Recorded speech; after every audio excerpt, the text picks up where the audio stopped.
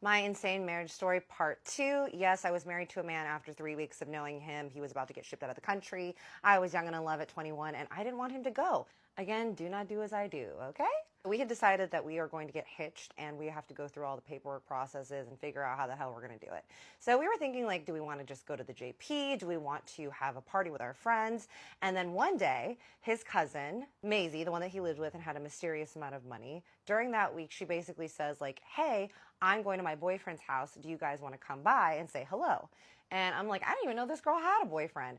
And Takis is like, okay, so real talk, she has like a situation with this man. It is a very big Hollywood actor. Like, when you get there, you're going to see some things. I'm just letting you know. And if you get uncomfortable at any point, we can leave immediately. I'm like, okay. We drive over to Mulholland Hills in Beverly Hills, and it is within 2 gates. So there's one gate going to Mulholland Hills. There was a second gate to get into this Hollywood actor's huge ass property. We walk in, and it is a full-blown party inside. They were doing extracurricular activities that you only see in a DARE pamphlet. You know what I'm saying?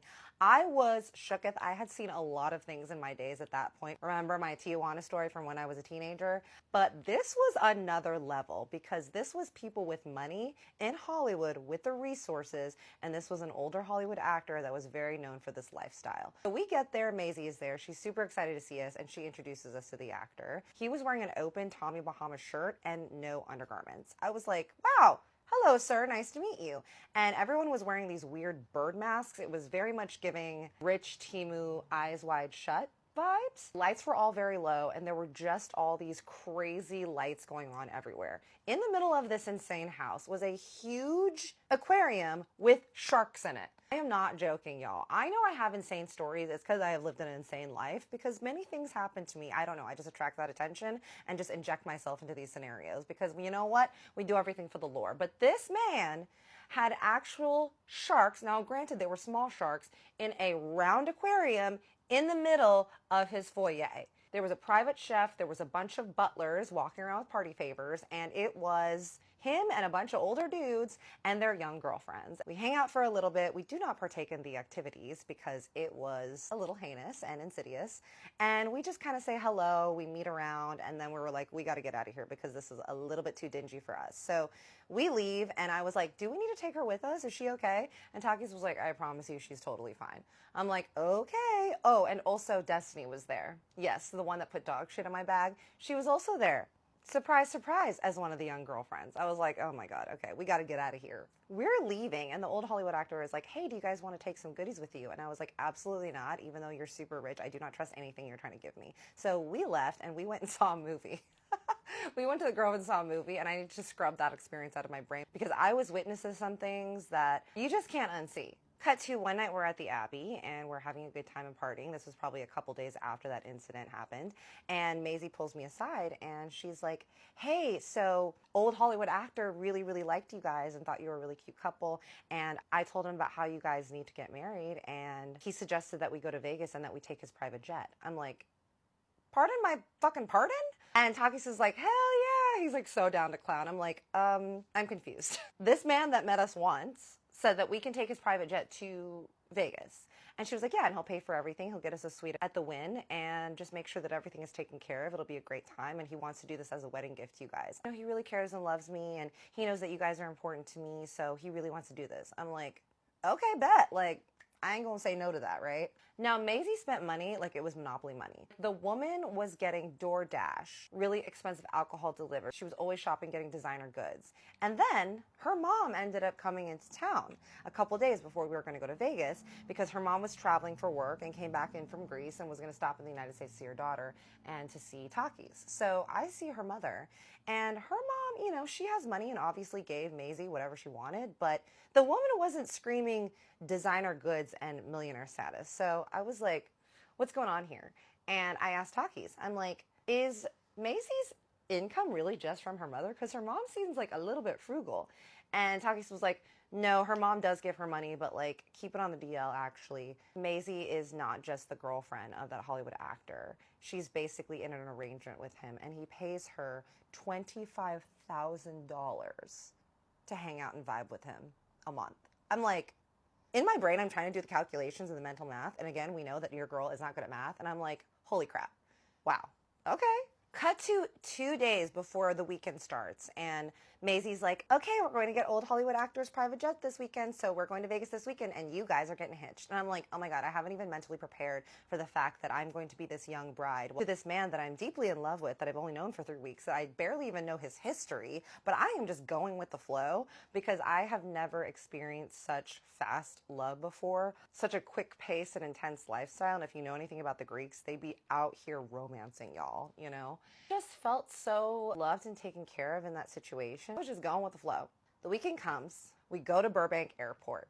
I had never flown private in LA at that time. I hadn't been living in LA for very long, so I'd never taken a private plane from Burbank Airport. Y'all, it is literally the best experience. You drive up to the tarmac, you walk in, you don't even need to give the guys your ID, because if whoever the owner of the plane owns the plane versus is someone that's renting it, you just walk up and they just usher you onto the plane. We walk up, they're like, hi, your old Hollywood actors party, welcome. It was me, Maisie, Takis, and then their other really good friend, we're gonna call him Yorgos. And Yorgos was also Greek, and he was basically going to be the best man, and Maisie was gonna be the best woman, because we did have to have a best man and best woman as witnesses whenever you get married. We get onto the plane. It is the nicest plane I've ever been on. They have your private flight attendant, the pilot greets you, they give you the menu, they let you know what you have. I mean, you can eat and drink anything you want, and we are just literally chilling. And I'm sitting up there, and there is the old Hollywood actors' initials etched, last name initial etched into every single seat on there. We sit down, I take my shoes off and I put my feet on the ground, and I feel something under my feet. Like, what is that? I look down, and there's like a little baggie, like a tiny little round bag of substance. And I'm like, what the hell is that? I pick it up, I'm looking at it. I'm like, what is this? And Maisie goes, oh my God. And she grabs it and she goes, I know what this is. Looks like he accidentally left a little party favor on here. He. And she puts it in her bag. I'm like, girl! She bags it. I'm like, okay, this man really is everything they say he is in Hollywood. We go to Vegas. It's like a 30, if that, minute flight, 45-minute flight to get there. So we arrive. There's a black car waiting to pick us up. We hop into the car. They're waiting for Maisie and us. Old Hollywood actor had everything set up for her. The black car takes us straight up to the Wynn, and we get ushered up to one of the suites. I have a very horrible, blurry photo of the suites that I am going to show you guys. So we're like, okay, we're gonna get dressed, we're gonna go have some dinner, we're gonna go gamble a little bit, and then we're probably gonna go clubbing, and then the next day, we're gonna go and put a ring on it. We get dressed in our little club outfits, grab dinner at a really nice steakhouse that was over there. I think it was at Cosmo that we went to. And then afterwards, we went and gambled at Cosmo. Now, the Greeks that I'm with, they love to play roulette. I had never played roulette. Roulette basically is that you bet on certain numbers. If the ball lands on the number, then you get whatever the chip that you put down multiplied. And it has the worst odds of winning in any casino game, but it has the most profit that you can get. So we're playing, having a great time. They've just got money to blow. Maisie is like, oh yeah, old Hollywood actor had all these extra chips that he gave me that he had in store reserve or whatever in Vegas. And so this is basically like free money that we can play with. And I'm like, okay. And so she hands me $1,000 chip. And she's like, if you want, you can break it up, or you can put all of it on one number. You could put one all on black or one all on red. I'm like, oh my God, this is so exciting. Like, what should I do? So I decide that I am going to put all of it on my lucky number, which is 17. So y'all, with roulette, the payout if you do it on one number, which is the highest risk but highest reward, is a 35-to-1 payout. If it hits on $1,000, you get $35,000. And I was like, this is not my money, and I'm already here living, so why not try my luck? So when you're gambling, you also want to be tipping the person that's like your dealer really well, because they'll also kind of like want to help you. And so whenever we were winning and everything, little small amounts here and there, we were tipping them really well, and so they were wanting you to win, right? And we were just being fun and having a good time. The dealer looks at me and he's like, you really want to do all $1,000 chip on number 17? I said, yeah, I'm feeling lucky because you know what? I'm here getting married. I'm living my life. I'm with my best friends and the love of my life. Like, let's go. And he was like, if you win, what are you going to do with that money? I was like, well, probably go shopping, maybe get a good table at the club. Like, we'll see, right? The ball goes around. We're like watching. I am very optimistic. I'm thinking like, no matter what happens, happens. So the ball starts clinking around. It's like going from number to number to number. Everyone's like watching. Everybody knows that I have done this crazy, insane, risky bet on there. What did it land on? 17! Yes, I won $35,000 in that one session. Insane, right? We were losing our minds. We were freaking out. We were so happy. So what did we do? We went out to the nicest club. I don't even remember what club it was at the time. We got a really nice table. We got bottle service. We already had like money from Maisie's man. We also knew that I wanted to go get some nice shoes and go shopping the next day because it was money earned and money well spent by me. Would I do this now? I don't know. I took the risk and it was a really fun reward. I was wearing a black off-the-shoulder tight bodycon dress that had like one sleeve, and Maisie was wearing one of my Hervé Leger bodycon dresses. It was like purple and white and it was super tight.